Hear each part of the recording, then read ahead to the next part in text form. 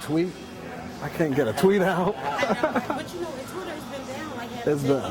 okay. Yeah.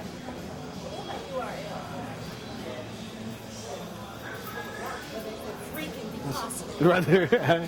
What is that? Somebody sent me something about this. Is that one of them things that Twitter's gonna start charging? Is that just? I wish they would start charging. Welcome Nana Kuku, who will be introducing the Black Founders organization that she started, and we're getting ready to start our program.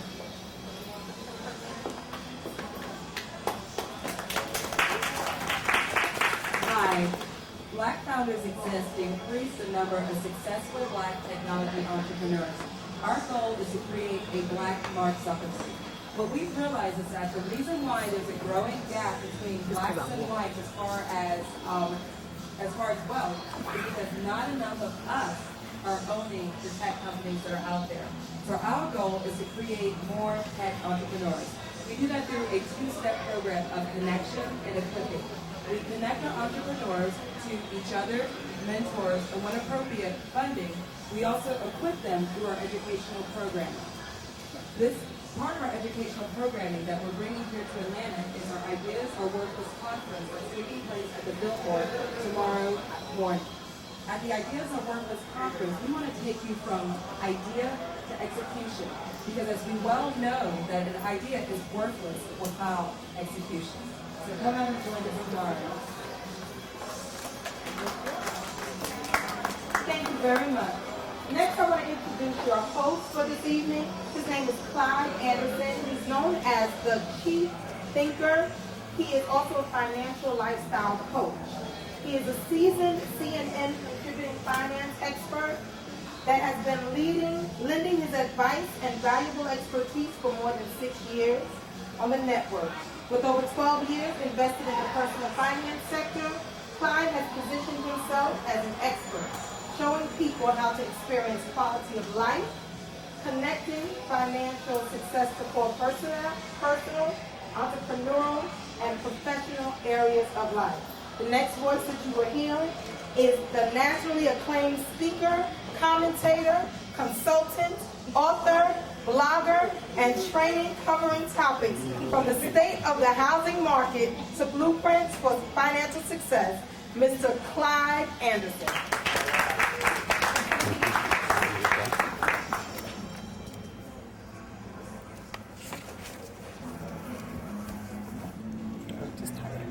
I'm good. Hello.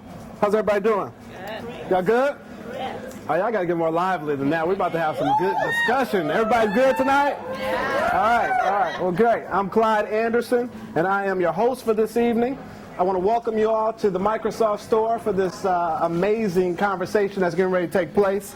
We're going to talk about some good stuff. One is just entrepreneurship.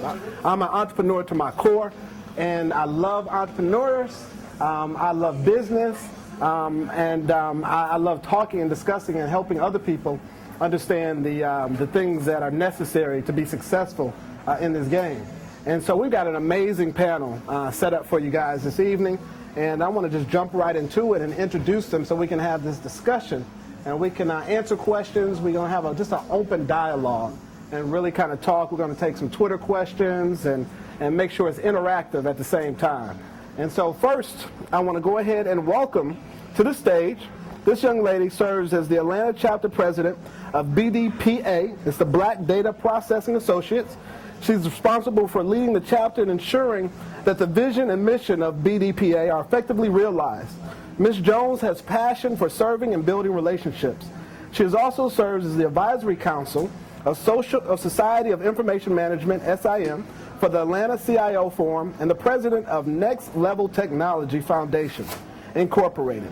Ms. Jones has over 17 years of experience in the information technology field and professional experience, including the implementation and management of software solutions while working on several Fortune 500 companies. She has worked in various industries in different roles as a programmer, operations advocate, development lead, application manager, service desk manager, and quality assurance manager. So without further ado, I'd like to welcome Ms. Felicia Jones to the stage.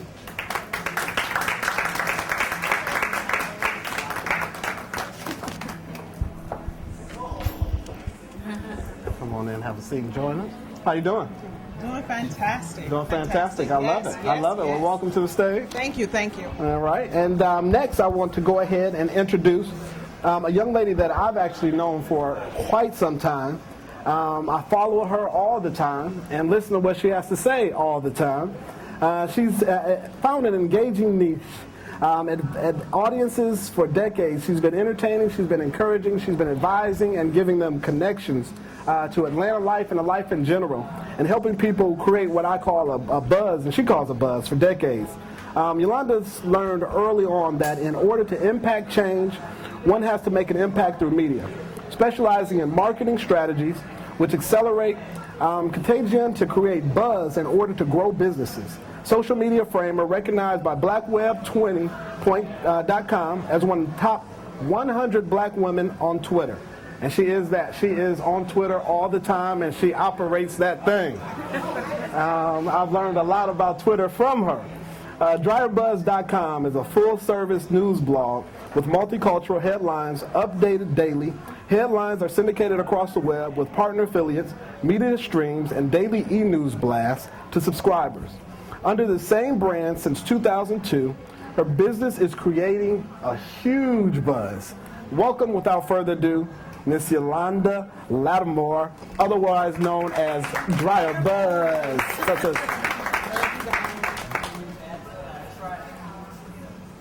And if you guys aren't twittering right now, twittering, that's right. Tweeting. Can we take that back? If you guys aren't tweeting, I was sitting with somebody recently, and he said he refused to say tweeting. He said it's twittering, but tweeting. Excuse me. I didn't say that. We did not hear me say that. If you're not tweeting right now, please talk to Yalanda before you leave here today, and don't hold that against me. All right.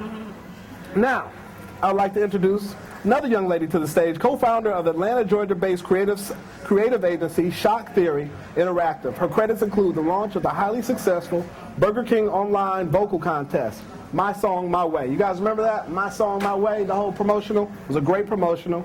Her other ventures include co-development of TrackLog, a GPS mobile device that allows companies to track their mileage for accurate reporting to the IRS, and Brand U.0, a self-publishing solution that enables individuals to capitalize on their own brands and talents. Without further ado, welcome to the stage Ms. Sonja Williams, founder of ShockTheory Interactive. Y'all had to get rid of these shoes. I'm behind the computer all day. I'm wearing these shoes. All right. Well, work it out. Work it out. Get comfortable. Get comfortable. All right. We got one more chair here. We've got, I got one other to balance it off. We got all these ladies up here. So I'm going to bring a fella to the stage right now. I'm going to bring a young man.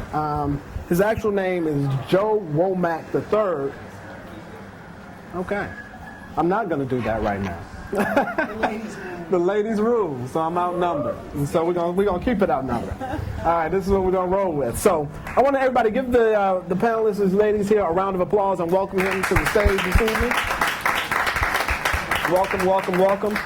Please make sure, if you are tweeting, to tweet hashtag CATechLive, hashtag CATechLive, and keep people informed so they can follow the discussion as well.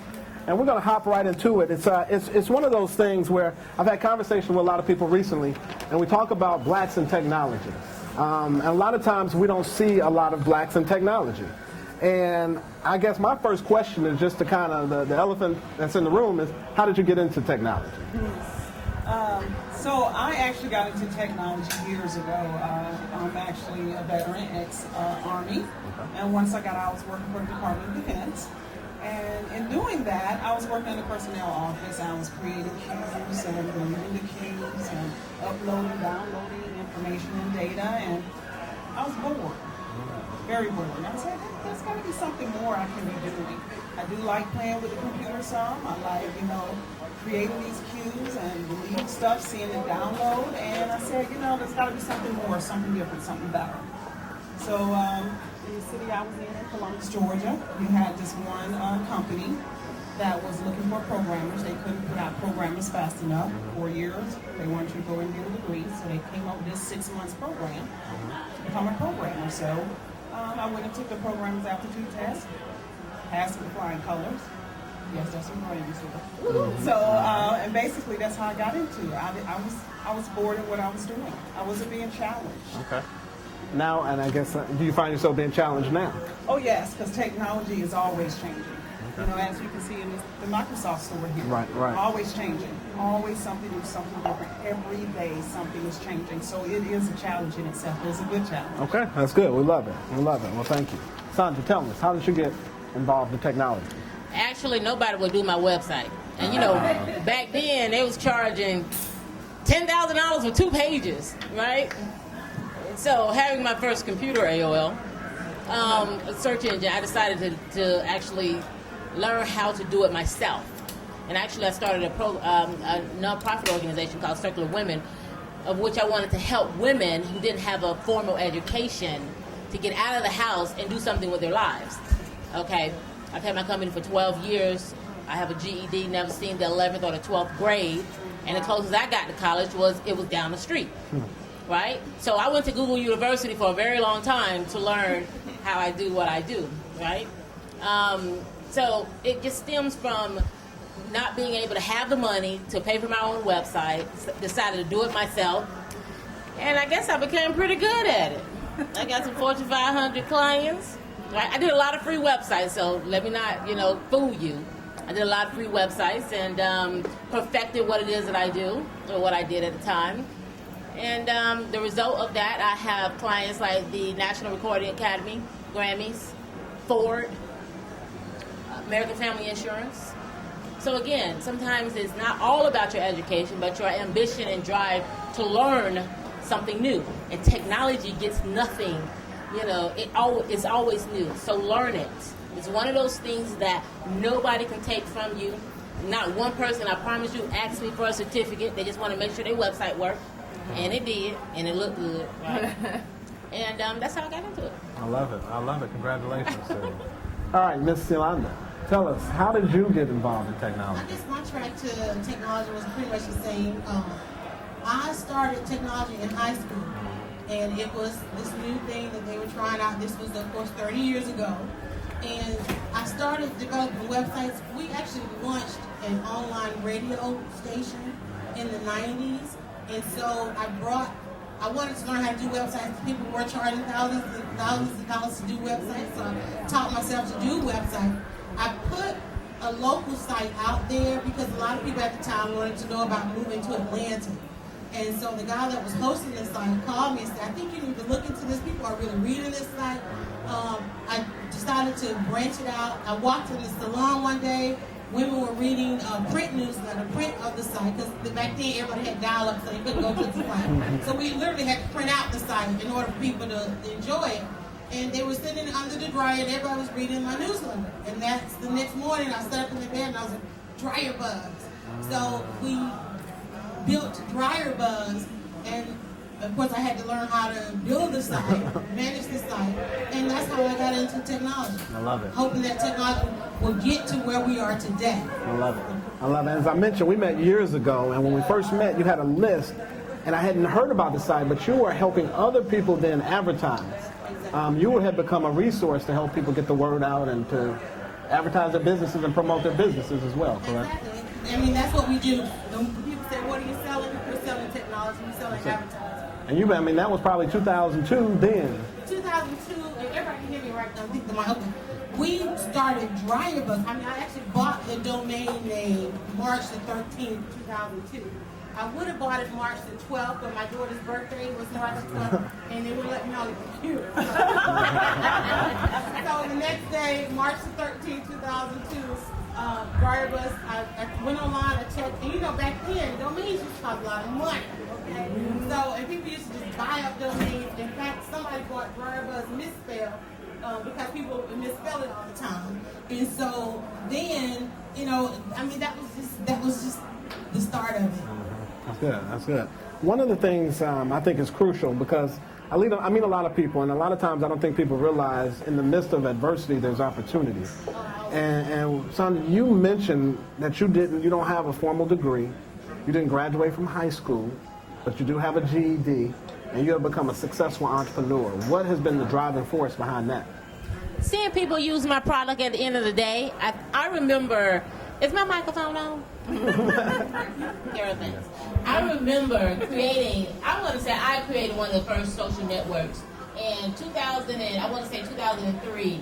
And if anybody can remember Screen Tour, Screen Tour came out, and it came to me wanting to develop a website. At that time, I just had this cool idea that all kids can get online and converse and talk with the artists and things of that nature, right?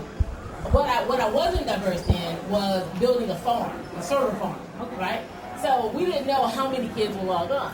So we built this fabulous website where the kids can get on and chat and post pictures and talk about those artists and things like that.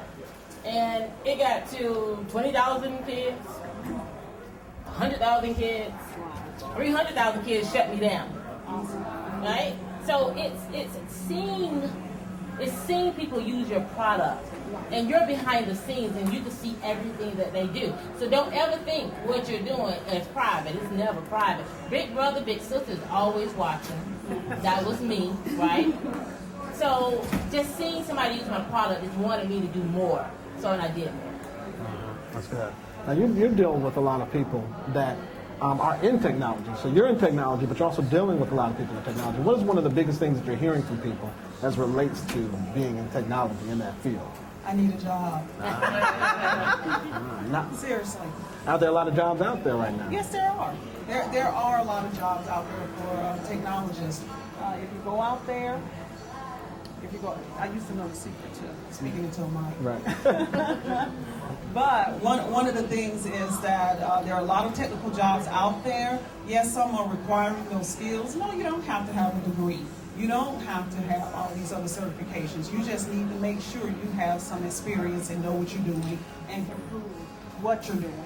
And to gain some of that experience, like with BDPA, the Black Data Processing Associates, we allow the different people in IT to gain experience to help build up your resume. If you are in transition, you're trying to get another job. So we try to help the IT professionals, also the college students, along with high school students. So like she was saying, for kids out there crashing her server, so many utilizing her product, we use the students themselves as products. We teach these students. We go to our high school students, our minorities, and try to teach them different programming languages, starting early, so that they can be producers of software versus being the consumer. Versus being the consumer. You don't always want to be the consumer. You want to be the ones out there creating what everyone else wants to buy. Okay? But back to your question. Yeah. Can I get a job? Can I get a job? There are jobs out there for us, but you got to have that drive and determination like she did. You got to go out there. You got to teach yourself. Keep it going. Keep the experience. Keep your skills up. You know, find out what is the new and the latest, and go out there and learn. But I need a job, and there's plenty of jobs out there. The current company I work for, we have over 100 and some open IT positions. 100 and something. Everybody's gonna bum rush you. So I'm gonna give a tip on finding a job. I'm gonna give you a quick tip on finding a job. Okay, if you are looking for a job and there's a job fair coming, volunteer at the job fair. That way you get there early, you get there stay late, and you get to meet everybody that's hired. After they take all these stacks of resumes, as a volunteer, they get to see you working. And when they are impressed with how you're handling and managing this job fair, they want to talk to you. And they network it before and after. So volunteer at the job fair. And I was saying it's a wonderful panel, not just because being polite. There's some powerful women up here that know how to make things happen. And so, well, tell me this, you know, we talked about each one teach one. People throw these phrases around, and iron sharpens iron. And how important has mentorship been to your profession, to your job, and the growth and the development of your company and the skill sets that you've developed? Mentoring is so very important. Now, on Mondays, and you guys can hear me, it'll come back in. On Mondays at dryerbus.com, we're doing something called the CPAC. It's a PAC class. We're trying to tell people how to network with peers. A lot of times when you are learning, a lot of times people are mentoring and they don't know they're mentoring. You don't know who's watching you. You don't know who's trying to do what you're trying to do. But we just got to make sure we be in contact. If you want to know something, ask somebody. Tell people they are mentoring to you so that you can establish that relationship. I think one of the things we slip on in success is developing our relationships. When we begin to have good relationships, then I think mentoring will really be a success. Well, and I think you mentioned a key thing there. We talked about developing relationships or networking. Networking isn't just passing out business cards. And I think we get caught up in the whole idea of here's my business card and realize it's more about developing and building You relationships. gotta tell people what you need. You gotta tell people what you need. You got to have an elevator speech. So from the time it takes you to be on the elevator to go to the 5th, 10th, or whatever floor, you should be able to talk about what you do, who you are, and what you can provide.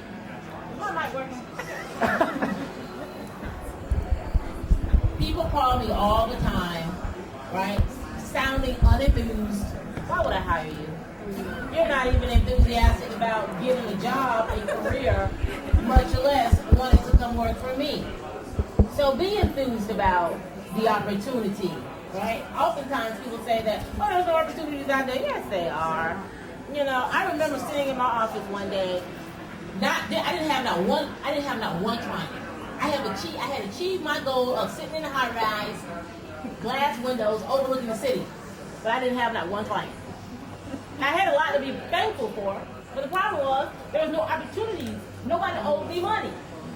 That's the problem, right? You need a project, somebody owes you money, right?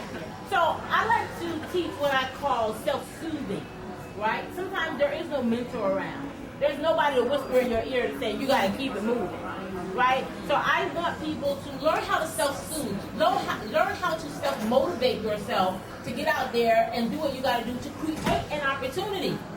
Everybody has a skill. I'm going to be honest with you, nobody's born with talent. And if anybody tells you that, they're lying. Okay? Michael Jordan didn't even make his high school basketball team. But that's what he did. He went out and practiced, right? He was so good at practicing that his skill that he learned naturally looks like a talent. Everybody has that same opportunity to really perfect the talent, the skill that you have, where it appears to be a talent.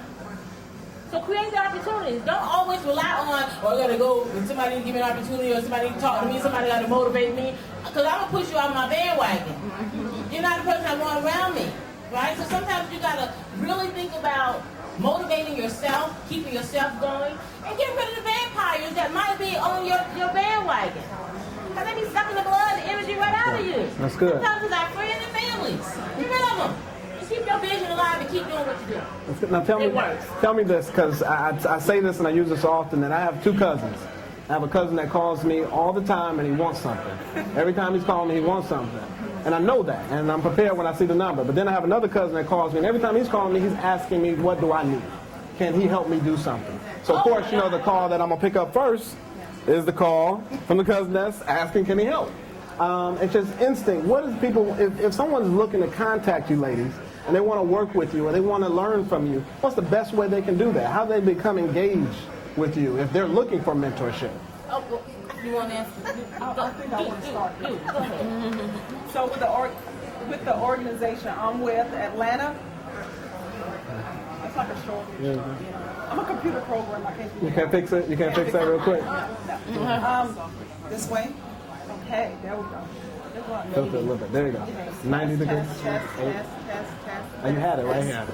Test. There There you we go. go. Yeah. Oh, no, it went. Is this one? So anyway, That one doesn't work. but basically, with Atlanta BDPA, how you can contact us. You can contact us at info at atlantabdpa.org. Our organization is out there to help the minorities in IT. The professionals are ready to get you to the next level, from the classroom to the boardroom. That's one of our mottos. We offer a lot of different programs, not just for our students, but for our adults out there. If you're in transition, we have certain programs out there in our Success Alliance. As you were speaking about, you know, being self-motivated, self-soothing, where if you're not able to do that yourself, we have a Success Alliance group that we will provide that mentoring for you. We'll provide that avenue. We'll, you know, hold you to making sure you're meeting your goal. But of course, that's you still putting forth that effort. But you'll have someone over your back and over your shoulder saying, have you done it? Have you done it? Have you done it? We're not going to do it for you, but we're just going to keep a check for you. But you can reach us at info@atlantabdpa.org. First of all, I would tell, I like to give the down and dirty truth, especially about entrepreneurship, right? It's so funny because I see people in here that I've met in other places that I now do business with because, first of all, they opened their mouth, right? They weren't afraid to come up and talk to me and say, hey, listen, I'd like to help you. What a concept. The first thing you don't want to do is come to somebody like me, and it's different from people like, Miss Felicia here, because she's here to provide that service to help you. But when you're coming to a busy entrepreneur who is trying to get it, the first thing that you shouldn't say is, can you help me? No, I can't help you. Right? I'm being honest because people are thinking what I'm saying. I can't help you, but you can come help me. Tell me how you're going to help me, and in return, I'm going to help you. Does that make sense? So the first thing out your mouth is perfect what it is that you can do in order to help somebody else. So I'm more receptive to you if you come up and say, hey, you know what? I am like the best darn copywriter you've ever seen in your life. I'd like to write something for you, no charge. I just like to see what you think. You know what you just done? You just created an opportunity for yourself, right? And don't let it be good. Now I'm going to give you a testimonial that you can now take to somebody else and sell it. And build your own portfolio to brand you, right? Everybody has an opportunity to brand yourself. But my best advice I can give anybody today, that if you want to get in somewhere where you fit in, don't come and ask somebody how you can, how I can help you, because I already got mine. Ask how you can help me, and in turn, I promise you, the world will open up. I can be reached, SonjaNWilliams.com, and call me and let me know how you can help me. I love it. Well, the best way to contact us is to contact us. That's the best way to get our attention. We have daily deadlines at dryerbuzz.com at 3 o'clock. And if you send us a tweet and there's a link in there and you say, hey, DryerBuzz, check this out, we're going to check it out. We're going to look for the information. We offer opportunities for you to be in our headlines. We're always looking for great stories. We have 3 feature sections on the site. First and foremost, understand what it is that we do. We create buzz. We're like a newspaper. We want stories. So if you have a story, and I have to tell people, and I have to borrow from the help, okay? You are smart, you are kind, you are buzz-worthy. How many people in the room are entrepreneurs? Okay. How many people in the room, and I have some trinkets that have people answer the question, how many entrepreneurs in the room have a press release, a current press release? Okay. How many entrepreneurs in the room have a current advertising campaign going right now? Okay, great. She's got it. She's going to get a prize over here. That's what you need to have. When you contact us, we want information. We're looking for your latest information. We're looking for a nice photo because we want to put you in the headlines. You can catch us on Twitter at DryerBuzz. You can send me a link. If I read it and it's good, we're going to run it on our site. Be ready for the buzz. You can submit stories. Those of you thinking, okay, I'm going to go home and work on my press release. You can send me the press release in the morning. You can go online. There's a form. If you can fill out this form, that means that you are buzzworthy. And the form is pitch.dryerbuzz.com.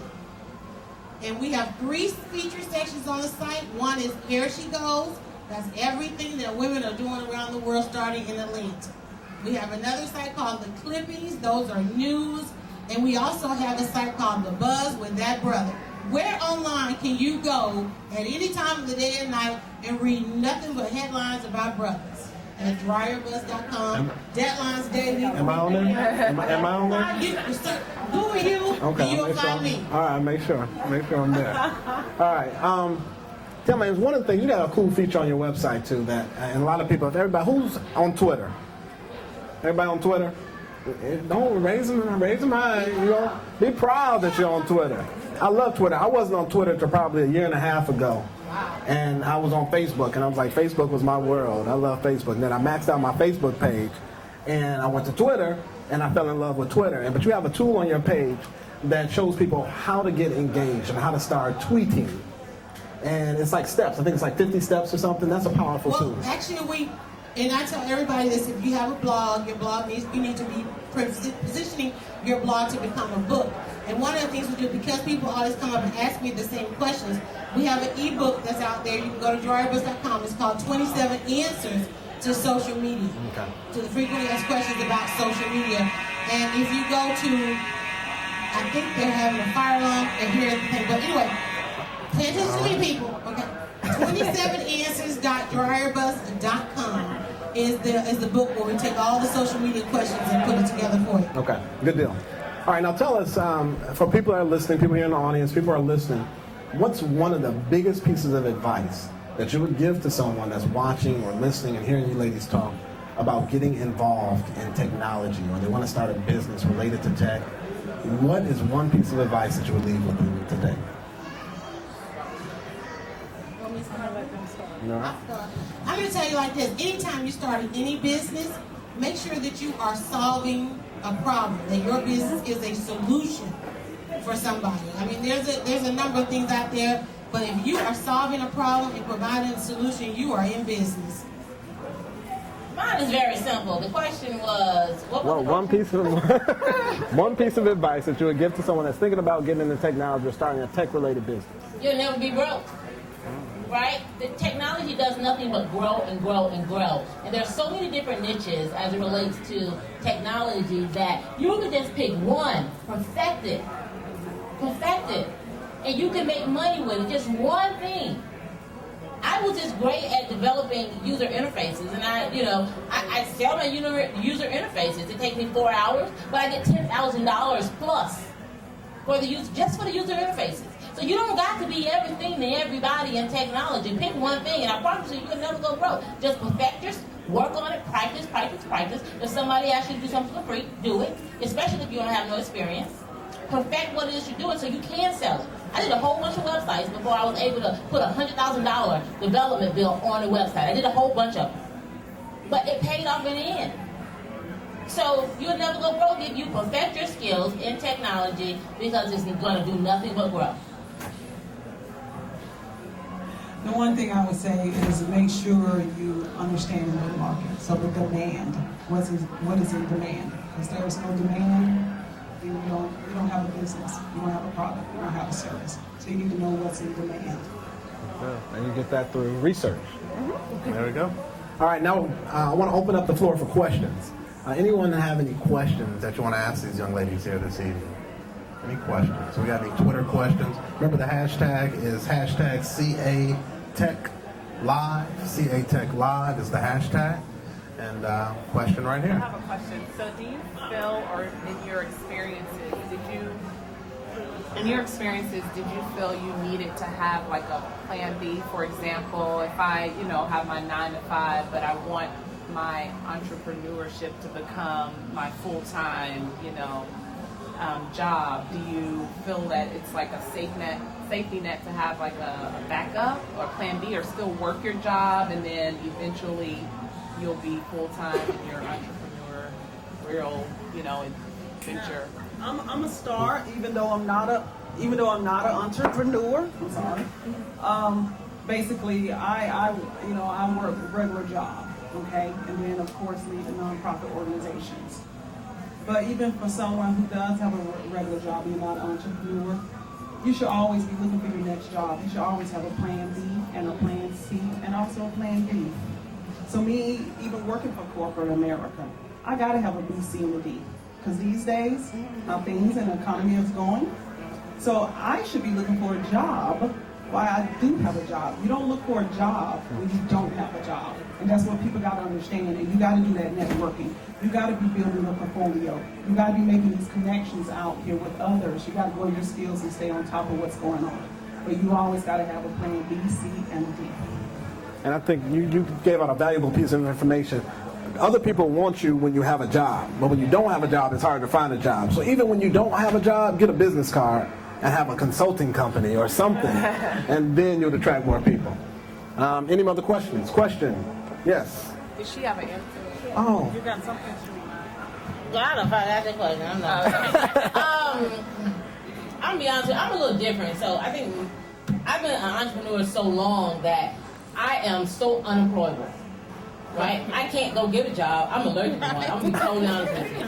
The only traffic I want is on my stairs. So I think that having your plan B is your plan failure. I'm gonna be honest with you. I never had a plan B starting my business. My only plan was plan A, and it had to work. I believe that it worked so much that it really worked really well. Right? And I believed in it. I think that if you start creating what I'm going to do here, what I'm going to do there, I'm going to tell you something. You perfect your skills, okay? You don't need a plan B because you're thinking you can't focus on a plan A if your plan B is always in your way.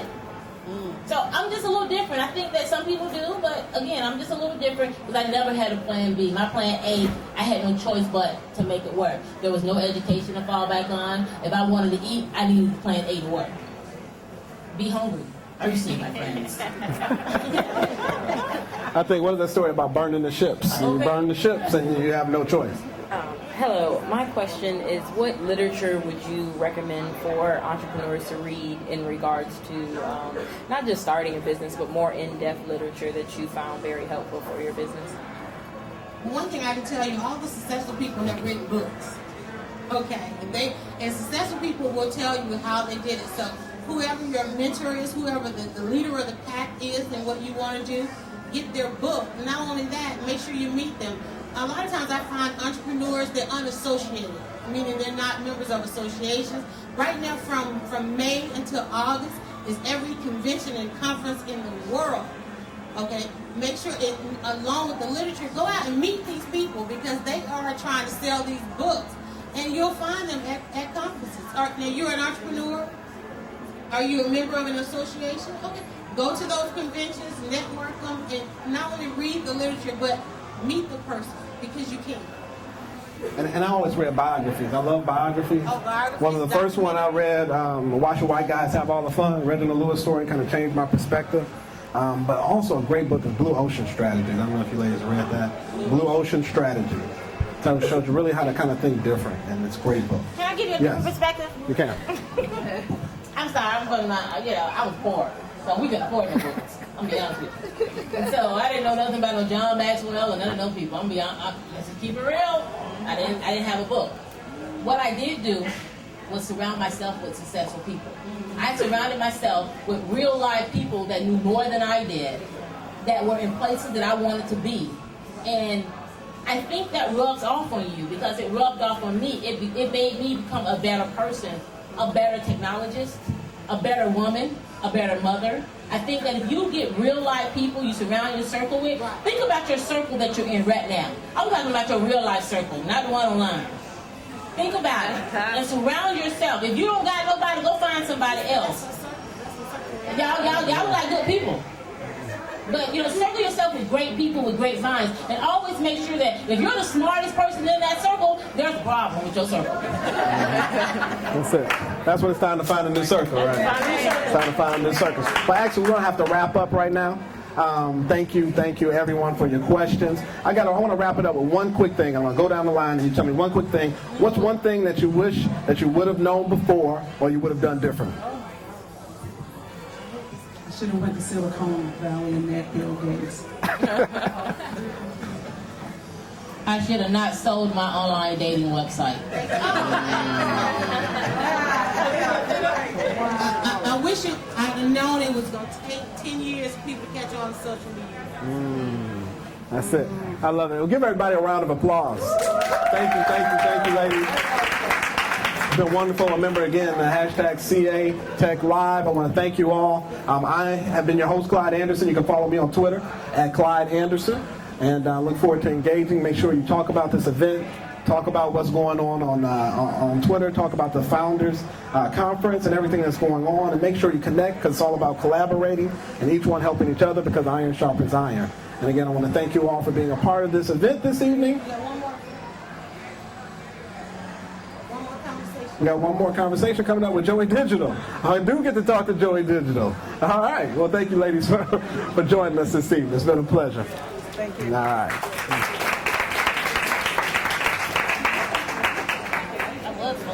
That's cool. Thank you, ma'am. I'm going to call you see how I can help you. I know. I'm going to call you. I think I'm playing.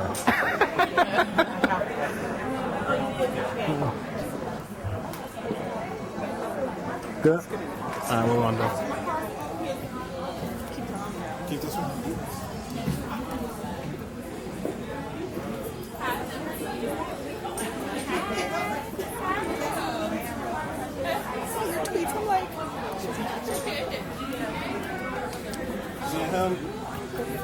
you're going to introduce him, and he's going to take it. How's this work?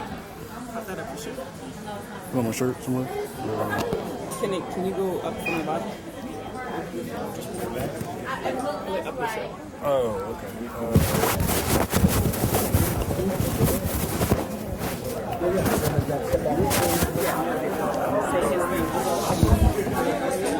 Yeah. All right. You ready? All right. So we're going to go ahead and hop into this next segment. I've got to, somebody I was trying to introduce a little while ago. I'm going to go ahead and introduce him now.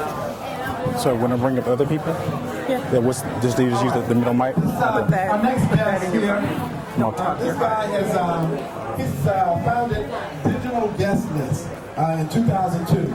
So people seem to think he knows a lot about web-based marketing and social media strategy for events. At Digital Guest List, they passionately believe analysis and insight lies at the heart of improving the social experience for millions of people worldwide and blending the art of science and event marketing in a seamless approach and improving the user experience. He's a FAMU graduate, social media manager for one company that I'm definitely, I love. Some of my fellows, Liquid Soul Media. If you don't know Liquid Soul Media, he's they're a lifestyle marketing company, and he is the social media manager. He keeps it all together. They do a lot with social media, and this guy holds it together. He also sits on the board for Sporty Girls Incorporated, Mr. Sean Ali's organization. He's also founded FAMU Young Alumni Movement and FAMUins. Did I pronounce that right? FAMUins? FAMUins. All right, and entertainment. FAMU. And I'd like to welcome, without further ado, Ms. Joe Womack, the third, better known as Joey Digital. Appreciate it, good sir. Cool. This one, by the way? There you go. Okay. I appreciate it. Okay. Cool. Yeah, so I've been doing this thing about 10 years now, entrepreneurship. Started my last year in business school, and I've just noticed that from an educational standpoint, there's so much that needs to be done from an African American perspective. So a little while, about 2 years ago, I started this group. About a year and a half ago, I started sending out all these emails. I do a ton of reading and stuff like that, right? Like way too much reading for the average person. So I was sending people these emails, like my mentors and colleagues, stuff, all these emails, these great articles that I read on a daily basis. And it got to a point I was sending out like 20-something emails. Emails about 20-something people a day. Like, I'm going to start this group on Facebook and make it a lot easier for me. Add all my friends on Facebook, post a link to an article, everything will be okay. Called the group SF35, long story behind that.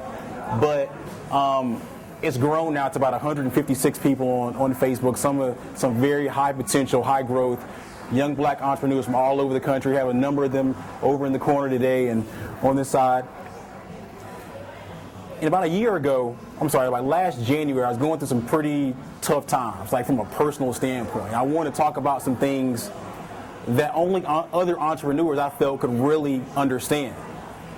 And I didn't, for all the 5,000 friends I had on Facebook, for all the 4,000 followers I had on Twitter, all the people I had in my phone and email contact book, I could not find one person to talk to. It was real weird. Like Justin, my partner's here. I could not find, I would call him and be like, oh, I'm busy. I'll call you back. Call my other homeboy, wouldn't answer. Call my homegirl, wouldn't answer. And I was like, man, I'm cracking over here, dude. Like, seriously, I know all these people don't have anybody to talk to. So I said, I'm just going to start. I'm going to invite some people out to a local bar, other entrepreneurs, and we can just talk about our problems. A few people came out, and it's helped me tremendously, like a 1,000-pound weight had been lifted off my shoulders, right? So I said, we should do this thing again. It's going to be called Founders Therapy. And basically, Founders Therapy is a way for entrepreneurs to come together in a no-holds-barred environment and to get stuff off our chest. Usually we have drinks around to make it easier. So we had the first one in January here at Bar 1. It was really discussing non-supportive family members, friends, and spouses, significant others. And this one is really all about dealing with failure. In the black community, I think that we have we're afraid to fail. And in technology, especially in the West Coast of Silicon Valley, they embrace failure as a way to learn. Their motto is fail fast. And if you think back on all the big mistakes you've made in your life, those mistakes have really, I would venture to say, have really led to your greatest lessons. So the thing is, if you really want to learn, then you have to fail. But you're afraid to fail, then you're never going to learn. So saying that, I'd like to invite up one of the founders of Black, or one of the organizers, founders of Black Founders, Ms. Thinina. And we're going to have a few questions for you. It's a little chat. I think, so it's the mic. Use one of these mics. How's it going? Good. How are you doing? Cool, man. Cool. Great flight. Yeah. Okay. I'm glad to be here. Flew in today. Cool. So, with the Black Founders, the Ideas Are Worthless conference, right? Can you give us a little bit of explanation about how the Ideas Are Worthless theme relates to failure? So the only way you can even fail is if you execute. Okay. And so I'm like kind of processing through this as you were talking. I'm sorry. So just to give you guys a little bit of background, one of the panels that we were also going to discuss during the conference was how to fail well, and the fact that failure is part of the journey of being an entrepreneur. But the only way you can fail is if you actually try. And if you've never failed, my question to you is, have you ever tried? And have you ever tried hard enough? Because if you've never eaten it, your goals haven't been high enough, because you have to push yourself beyond what it is you can do. And so the way that ties into the conference itself is that we're forcing you, or we're encouraging you to execute and potentially not succeed your first time. That's okay.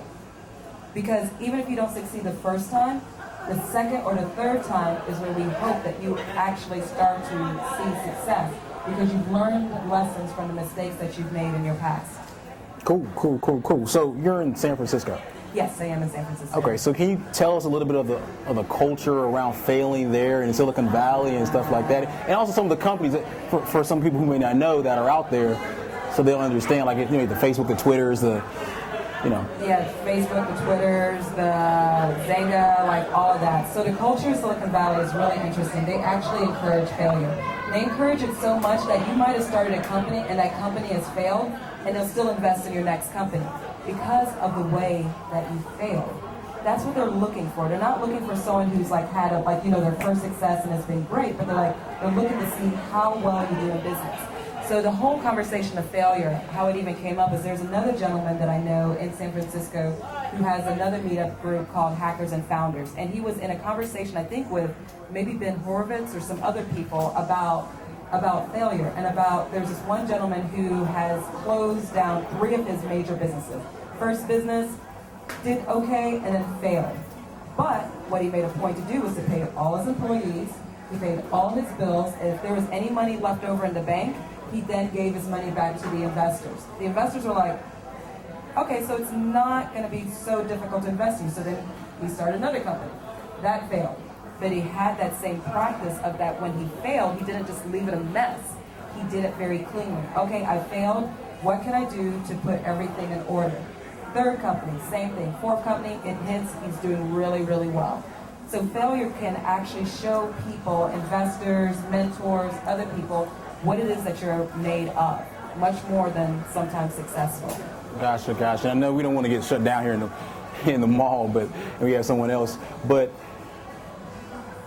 you just talked about the culture of failing in the valley. And let's kind of bring it back to the black perspective. What do you see?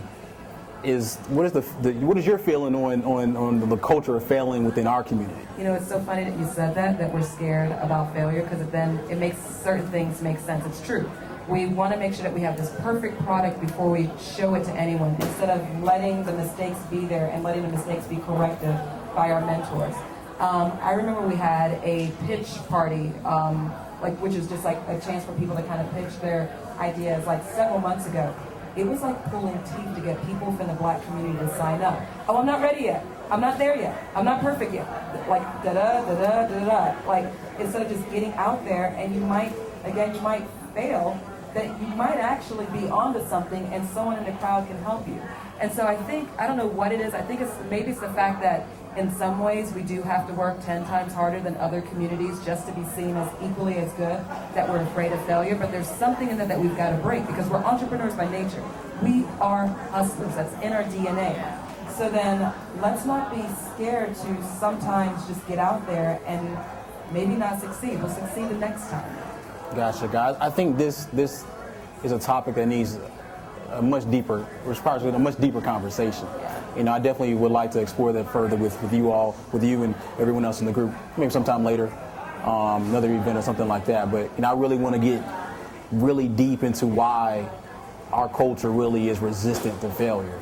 You know, and I truly appreciate the opportunity to speak, and I look forward to the conference tomorrow.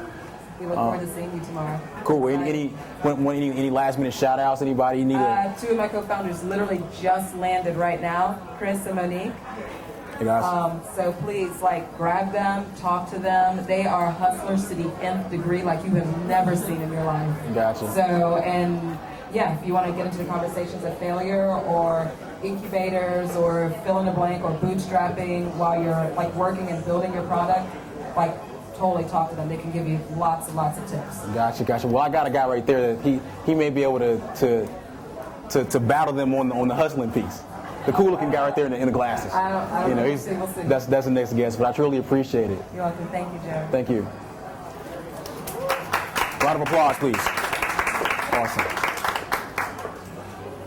So next I'd like to bring up Aaron Arnold, a good friend of mine, went to college together. He's a Q, it's okay. You know, here you go, man. Thank you. Went to FAMU together.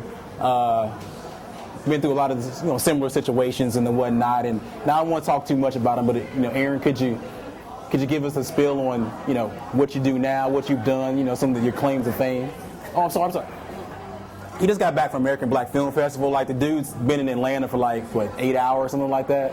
He hosted a party down there, Arcadia and Fontainebleau.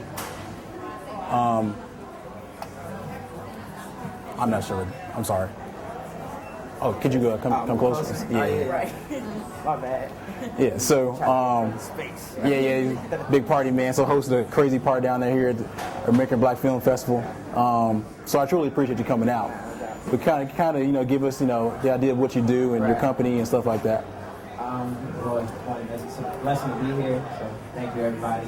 I have a company called Music is My Business. I always describe it as an integrated music company, focusing on the word integration just because, obviously as technology has grown and shifted industries across the board, pretty much everything we do, regardless of what industry or medium that you're a part of, very much of it is integrated, due to social media and things of that nature. So the company is split up into three components: brand management, television, film, as well as music publishing, which is basically, I always say, the fun and sexy part of it.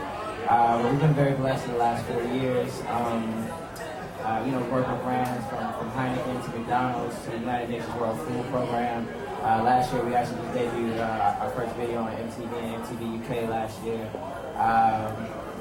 Myself, I've just been very blessed in the process. I actually spoke at Harvard 2 months ago as part of our college tour that we put together. We appeared on CNN and Inc. magazine and some other places. So, but still grinding. It's a lot of failures in the midst of some of the successes. I can definitely easily say I've had more failures than I've had successes. Just thank goodness that when the successes come, they kind of to an extent outweigh some of your failures. But I think the greatest lessons I have been in my failures, and nothing else from a humility vantage point.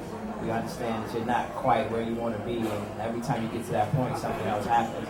I also think that's just part of being competitive, and not my favorite book is From Good to Great, and I think the more that you strive for greatness, the more that you fail. The more that you're not comfortable, the more that you fail. So Joy and I, we have this support group amongst us, and we kind of just trade war stories as far as am I wrong? Because as an entrepreneur, or just anybody that's competitive, you can beat yourself up. And when you talk to other people that are doing well, but you find out that they've had, similar experiences, now you realize that you're not you're not a loser. You know, that's just part of the process per se. So. Gotcha. So when you were, I guess, correct me if I'm wrong, your mentors, right? One place you got your first start is one of the ultimate winners, in life, I guess you could say. Diddy, is that correct? Yeah, well, so prior to having my company, I was in corporate America for 3.5 years, and I decided to follow my passion, and I left corporate America and worked for Sean Combs for 18 months. I don't have an MBA, I didn't go to grad school, so I looked at that as my opportunity to learn. I don't have the patience I just don't have the patience to sit in the classroom anymore. I rather, I love to hustle, like that's what I do. So that experience in itself was, a great opportunity for me to learn. My goal in coming into this business was to be that next generation of executives to influence music, business, and just entrepreneurship as a whole. Especially for young people of color, in particular for young men of color. I wanted to just hopefully, give another image outside of sometimes what's being shown on TV, especially within the industry that I'm in. So that was my goal. Hopefully I'm portraying that on some level. We still like to kick it and get it in, but hopefully people are inspired by some of the things we're doing. So you've been around one of the all-time winners. Yeah. What was one of your biggest failures as it relates to we can I'm sorry. Founders Therapy, we pull the layers back. You know what I'm saying? We give you the dirty, the gritty, the grimy, you know what I'm saying, that real stuff that people really want to hear. So tell as much as you can, we only got a few more minutes, definitely, what's your biggest business failure today? My initial failure, honestly, when I first started my company, my first check came probably within months of me creating my company. And I was like, man, this is great, this is going to be easy. And then I didn't get another check for 8 months after that. And the lesson in that was, one, I was probably a little cocky going into the situation. I felt like okay, I'm college educated. I've worked at, some of the highest levels in corporate America. Then, I had an opportunity to work under Mr. Combs, so I should be good. And I honestly just didn't know what I was doing. I didn't know how to run a company. I had to really humble myself. And, I was trying to do everything at the same time and not getting anything done. I had to figure out, okay, what's going to be the core competency, which is not what I wanted to do, but it's what I had to do in order to get everything else flowing. But yeah, that kind of crushed me because, everything came so fast and then it was just like that and kind of just disappeared.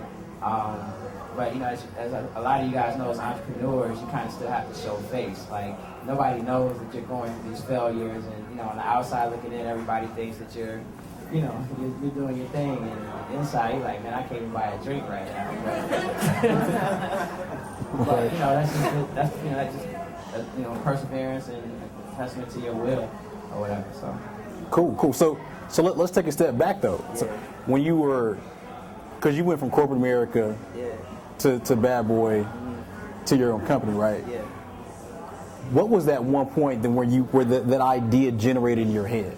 It was the first meeting as far as creating my company. Yeah. The first meeting that I ever attended with Mr. Combs, two things happened. Well, one, I was very inspired.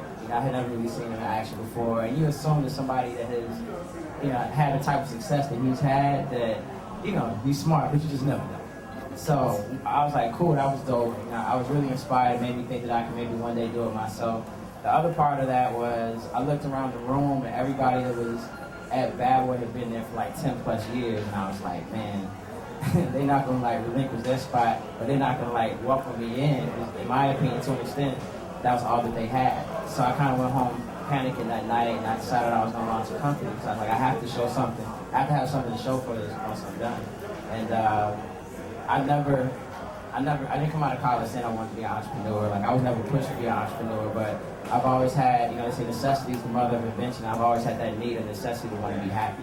So entrepreneurship for me equals happiness, and that's kind of how I got to this situation, and obviously failures as well. Gotcha. So, you mentioned, there was a point where you couldn't buy a drink, and I've definitely been there. Trust. So. How did the people around you, and you say you kept it in, but there had to have been some people that kind of knew or thought they kind of read between the the lines.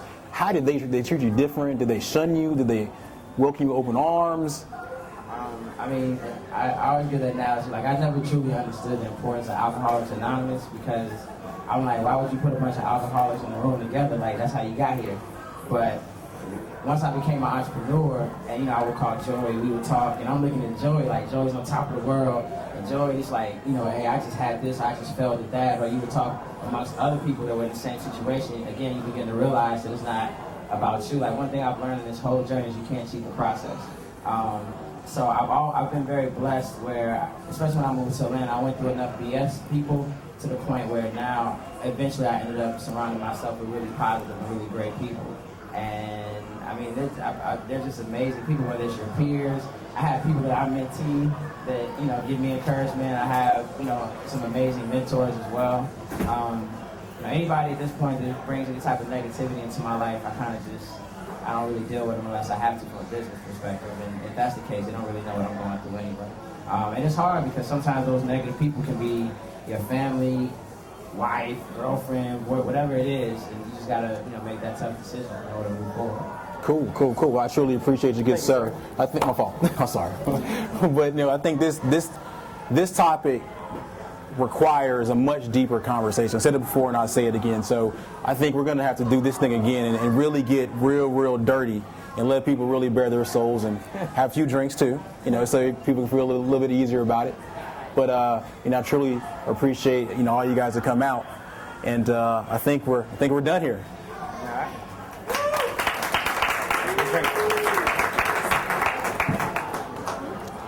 Hey everyone, thank you so much for... You might just have to stand here for a second. Okay, I will. I'll do that. Thank you everyone for coming out. This was a collaboration, and I think that's one of the things we spoke about just in some of the other, Nina and myself, some of the other cities. The reason why they get so far is because they collaborate. Like Joey had his own event, Nina was doing this, I was like, oh, can I do, and she's like, oh, well, this is happening, and we just came together. And thank you all for coming. Like, this was less than a week. Right. And such a great turnout, and hopefully you learned something or you met someone that you didn't know, crossing, industries and things of that nature. So thank you so much. And we're gonna bring Nana back up because her team, as Joey said, they just got off the plane and everything. So you still have to stay here. Okay. Well, there it is. I can take it off. Oh.